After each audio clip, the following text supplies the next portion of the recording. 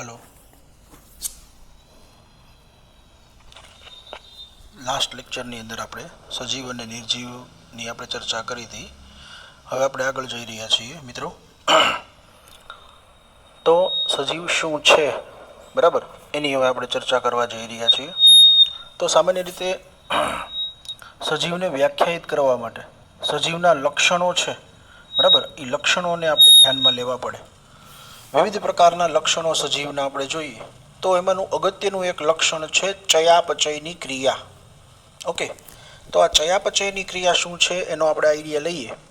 તો ચયાપચયની ક્રિયાની સામાન્ય રીતે આપણે જોઈએ તો ચય અને અપચય આ બે પ્રકારની ક્રિયાવિધિ દ્વારા ચયાપચયની ક્રિયા થતી જોવા મળે છે.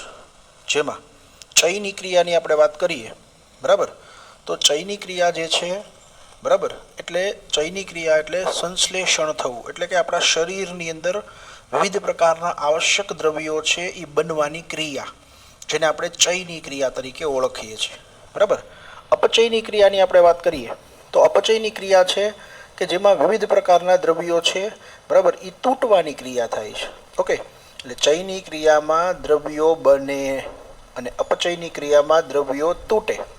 બરાબર. બીજી રીતે કહેવું હોય તો એમ કહી શકીએ કે ચયની ક્રિયા દરમિયાન સરળ સ્વરૂપમાંથી જટિલ સ્વરૂપમાં દ્રવ્યો નિર્માણ પામે. અપચયની ક્રિયાની આપણે વાત કરીએ તો અપચયની ક્રિયામાં, બરાબર, જટિલ પ્રકારના દ્રવ્યોનું રૂપાંતરણ સરળ પ્રકારના દ્રવ્યોની અંદર થતું જોવા મળે છે. બરાબર. એક્ઝામ્પલ તરીકે આપણે વાત કરીએ તો વનસ્પતિની અંદર થતું પ્રકાશ સંશ્લેષણ છે, તો આ પ્રકાશ સંશ્લેષણની ક્રિયા છે એ ચયની ક્રિયા છે. બરાબર. આપણા શરીરની અંદર શ્વસનની ક્રિયા જે થાય છે, આ શ્વસનની ક્રિયા છે એ અપચયની ક્રિયા છે. બરાબર. એટલે આપણા શરીરની અંદર વિવિધ પ્રકારના જે દ્રવ્યો બને, આ ઘટના એટલે ચય, અને વિવિધ દ્રવ્યો છે એ તૂટે એટલે અપચય. બરાબર. તો આ ચયાપચયની ક્રિયા પણ આપણે એ આગળ ડિટેલમાં જોવાના છીએ. ઓકે, ત્યાર પછીની એક ક્રિયા છે વૃદ્ધિની ક્રિયા. બરાબર.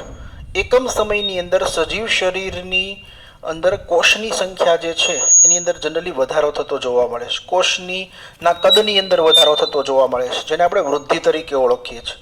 તમે એક બીજમાંથી નવા છોડનું નિર્માણ થતું જોયું છે, અને સમયાંતરે આ છોડ છે એ એની લંબાઈમાં વધારો કરે છે, એના ઘેરાવાની અંદર વધારો કરે છે. બરાબર. તો આ જે ક્રિયા છે એ વૃદ્ધિ તરીકે આપણે ઓળખીએ છીએ. તમે પણ ભૂતકાળની અંદર જાઓ તો 20 વર્ષ 15 વર્ષ પહેલા તમે ખૂબ નાના હતા, બરાબર, ચાલી પણ નહોતા શકતા, પણ હાલમાં તમે ચાલી શકો છો, દોડી શકો છો. બરાબર. તો આ વૃદ્ધિની ક્રિયાનું જ પરિણામ છે. ઓકે, એ જ રીતે સ્વયંજનનની ક્રિયાની આપણે વાત કરીએ. બરાબર. તો સ્વયંજનનની ક્રિયા છે એટલે કે સજીવની અંદર એવું લક્ષણ છે કે પોતાના જેવા જ નવા સજીવનું નિર્માણ કરવાની ક્ષમતા ધરાવે છે. બરાબર. આ જે ક્રિયા છે એને આપણે સ્વયંજનનની ક્રિયા તરીકે ઓળખીએ છીએ. બરાબર. તો આ સજીવનું એક લક્ષણ છે, એના જેવા જ આબેહૂબ નવા સજીવોનું સર્જન કરવા માટે સજીવ સક્ષમ જોવા મળે છે. ખાસ કરીને પ્રાથમિક પ્રકારના જે સજીવો છે, આ પ્રાથમિક પ્રકારના સજીવો આ સ્વયંજનનની ક્રિયાને કરી શકે છે. ઓકે, ત્યાર પછીની ક્રિયા છે પ્રજનન. ઓકે, તો પ્રજનનની ક્રિયા છે એ સજીવનું એક આગવું લક્ષણ છે. બરાબર. પોતાની પેઢીને ટકાવી રાખવા માટે, પેઢી દર પેઢી લક્ષણોનું વારસાગમન જાળવી રાખવા માટે આ પ્રજનનની ક્રિયા છે એ થતી જોવા મળે છે. બરાબર. આ ઉપરાંત સેલ્ફ ઓર્ગેનાઇઝેશન, બરાબર, જે સજીવનું એક અગત્યનું લક્ષણ બને છે. ત્યાર પછી પર્યાવરણ પ્રત્યેની સંવેદના અને ઉપરાંત એની પ્રતિક્રિયા, એટલે કે બાહ્ય પર્યાવરણમાં જે કાંઈ ફેરફાર થાય છે આ ફેરફારની અસર સજીવ ઉપર થતી જોવા મળે છે, અને એને આધારે સજીવ છે એ રિસ્પોન્સ આપે છે, પ્રતિચાર આપે છે. બરાબર. વધુ પડતી ઠંડી છે તો એની આપણા શરીર ઉપર અસર થાય છે, બધા જ વનસ્પતિ પ્રાણીઓ ઉપર અસર થાય છે, અને એને અનુસરીને આ સજીવો છે એ પ્રતિચાર આપતા હોય. એ જ રીતે વધુ પડતી ગરમી પડતી હોય તો પણ સજીવો છે એ પ્રતિચાર આપતા જોવા મળે છે. તો આ પણ એક સજીવનું અગત્યનું લક્ષણ બને છે. આ ઉપરાંત પરસ્પર આકર્ષણ, બરાબર, સજીવની અંદર આ એક આગવું લક્ષણ છે. બરાબર. પરસ્પર આકર્ષણની ક્રિયા સજીવોની અંદર જોઈ શકાય છે. પરસ્પર સજીવોનો પ્રભાવ જોવા મળે છે. એક્ઝામ્પલ તરીકે આપણે વાત કરીએ, કોઈ જંગલ છે તો એ જંગલની અંદર અલગ અલગ સજીવોનો અલગ અલગ પ્રભાવ હોય. વનસ્પતિ છે તો એનો પ્રભાવ તૃણાહારી ઉત્પાદક તરીકેનો છે, જે સૂર્યપ્રકાશની ઉર્જાને પ્રાપ્ત કરી અને જનરલી ખોરાકનું નિર્માણ કરે છે. બરાબર. જ્યારે હરણ છે, સસલા જેવા સજીવો છે, તો એનો પ્રભાવ તૃણાહારી તરીકેનો છે, જે ઘાસનો ખોરાક તરીકે ઉપયોગ કરી અને એમાંથી એનર્જી મેળવશે. જ્યારે સિંહ જેવો સજીવ છે, બરાબર, તો એ સિંહ જેવો સજીવ છે એ જનરલી માંસાહારી તરીકેનું બિરુદ ધરાવે છે, જે આ હરણ અને સસલાનો ખોરાક તરીકે ઉપયોગ કરી અને એમાંથી જનરલી પોતાનું પોષણ છે એ પોષણ મેળવશે. ઓકે.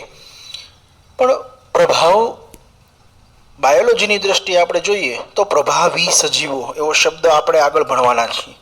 તો પ્રભાવી સજીવ એટલે જેનું વધુ પડતું વર્ચસ્વ હોય, વધુ ખૂંખાર હોય એમ નહીં. જીવવિજ્ઞાનની દ્રષ્ટિએ પ્રભાવી સજીવ હોવું એટલે નંબર ઓફ ઓર્ગેનિઝમ, એટલે કે એ સજીવની જે સંખ્યા છે એ સજીવની સંખ્યા વધુ હોવી.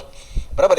એક્ઝામ્પલ તરીકે તમે કોઈ ઘાસના મેદાનની અંદર જાઓ તો ઘાસના મેદાનની અંદર કોઈ એક વનસ્પતિ છે એની સંખ્યા 1000 છે, બાકીના સજીવો છે એ ઓછા છે, તો આ વિસ્તારની અંદર ઘાસ નામની જે 1000 સંખ્યા ધરાવતી વનસ્પતિ છે એ પ્રભાવી ગણાશે.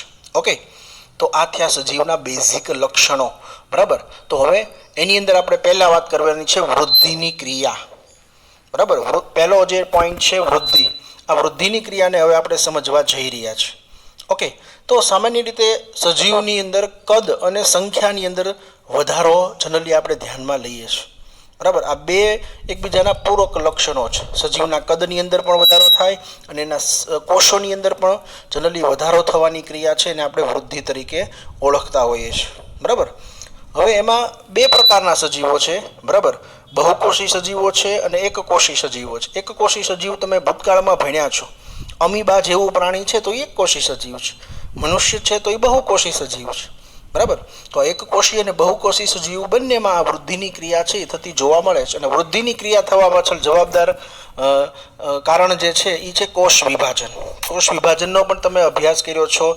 બે પ્રકારના કોષ વિભાજનના બે પ્રકાર છે, સમવિભાજન અને અર્ધીકરણ. બરાબર.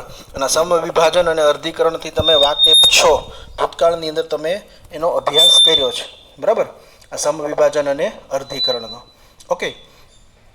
તો હવે વનસ્પતિ અને પ્રાણીઓની તુલના આપણે કરીએ. બરાબર. તો એ બંનેમાં વૃદ્ધિનો જે સમયગાળો છે, આ વૃદ્ધિનો સમયગાળો છે એમાં તફાવત જોવા મળે છે. વનસ્પતિ છે એ જીવન પર્યંત વૃદ્ધિની ક્રિયા કર્યા કરે છે. એટલે કે વનસ્પતિ જ્યાં સુધી જીવે ત્યાં સુધી એમાં કન્ટિન્યુઅસ વૃદ્ધિની ક્રિયા છે એ થયા કરે છે. પણ પ્રાણીઓ જે છે એની અંદર વૃદ્ધિની ક્રિયા સીમિત છે, લિમિટેડ છે. અમુક સમય સુધી જ આ વૃદ્ધિની ક્રિયા થતી જોવા મળે છે. બરાબર. એટલે કે પ્રાણીઓની અંદર આ વૃદ્ધિની ક્રિયા છે એ લિમિટેડ ટાઈમ માટે જોવા મળશે. અમુક હદે મેચ્યોરિટી આવ્યા બાદ વૃદ્ધિની ક્રિયા છે એ ધીમી થતી જોવા મળે છે. બરાબર. ઓકે. એટલે વનસ્પતિ અને પ્રાણીઓ વચ્ચેનો બે મેઇન ડિફરન્સ આપણે ખાસ ધ્યાનમાં લઈશું. વનસ્પતિમાં વૃદ્ધિ જીવન પર્યંત અને પ્રાણીઓની અંદર વૃદ્ધિની ક્રિયા સીમિત જોવા મળશે. ઓકે.